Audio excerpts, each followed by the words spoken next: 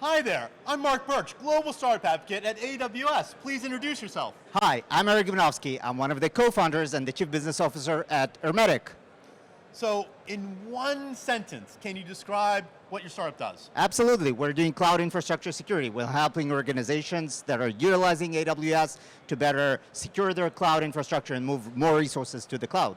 So I'm always curious as to what was the origin story? How did you come across this kernel of an idea that you said, this could be a big startup idea? Well, that's pretty obvious. When we founded the company, actually 4 years ago, the real revolution of cloud migration has started. That was just the days before COVID, right? So it's really picked up with COVID, but that was like a year before before COVID. And before that, cloud infrastructure and the large enterprise was kind of a slow romance, right? Slow evolving romance, right? but then, like the tide turned in the 2018, 2019, and we started seeing a lot of cloud migrations, and we understood that it's going to be a huge story with how people are actually moving to the cloud and how they're going to secure their infrastructure when they're moving to the cloud.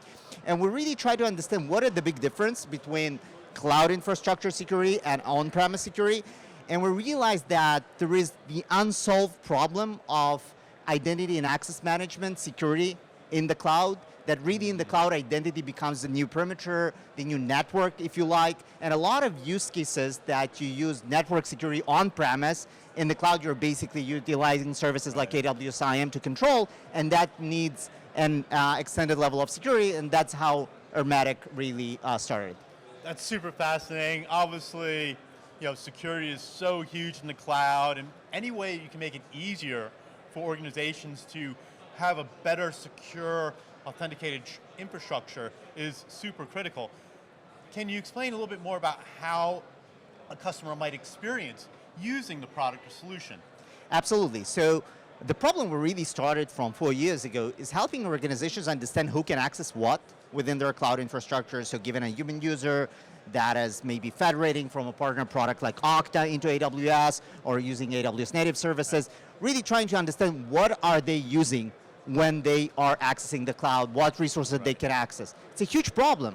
And from there, we evolved and evolved and evolved, and today we're really offering the customers a full cloud-native application protection platform with everything that has to do with, from visibility, inventory management, secure policy enforcement, vulnerability management for their workloads in the cloud, infrastructure as code, and more and more and more. That sounds so comprehensive. So where are you at today? It sounds like you've been pretty far along this journey for what, you said 4 years. Yeah. So where are you at today, just size-wise, and what are you looking to do in the future?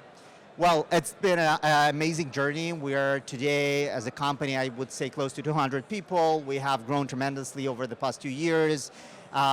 We work with a broad range of customers, from Fortune 10 enterprises that, just migrating to the cloud and moving more and more workloads to the cloud, to all the way to like the cloud native hyperscales that never had a single server on premise, that really were born cloud native and utilizing the cutting edge of AWS services. So they're really keeping us on our toes and sharp, right?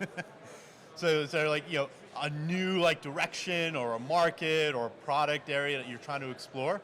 Absolutely. Look, the whole journey was expansion, expansion, expansion. We started from really a very important niche in cloud infrastructure security, and we expanded extremely broadly, covering more and more categories, CSPM, CIM, CWP, and more. I would say that if I look at the vision, I would say that everything that has to do with infrastructure as code is going to be even bigger as people are adopting cloud, and we're really helping developers also shift security left, so really being able to understand misconfigurations and risks as they occur in the code, but also remediate. So the whole movement, code to cloud and cloud to code, I think that's kind of the future of cloud infrastructure security would be. I love the vision. Obviously, infrastructure as code is really the whole new paradigm for a lot of organizations, that they're going to look at that and security and understand, well, how do you wrap that together? Shift left, as you said. As a founder, though, what have you learned along this journey? Because now you have a few years under you. Is there something that you'd like to share now to folks that may be listening that are just starting their own journey as a startup founder? Yeah, I would say dream big. I think when we started, we did not realize how huge this market is going to be. And we were overwhelmed. And we realized that maybe a year or 2 years into the journey, you have to dream big from the get-go. And AWS is no place for small dreams, right? Yeah, as we like to say, think big. It's one of our leadership principles, and so I love it when I hear startup founders really shoot for the moon and just go for big ideas.